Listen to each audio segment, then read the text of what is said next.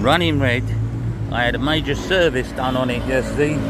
The belts, the rollers, 2 oil changes, spark plugs, complete major service, and it cost me 1,430 baht, which equivalent to £62 English.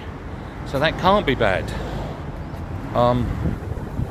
Seeing that that includes all the parts, oil, belts, rollers, spark plugs.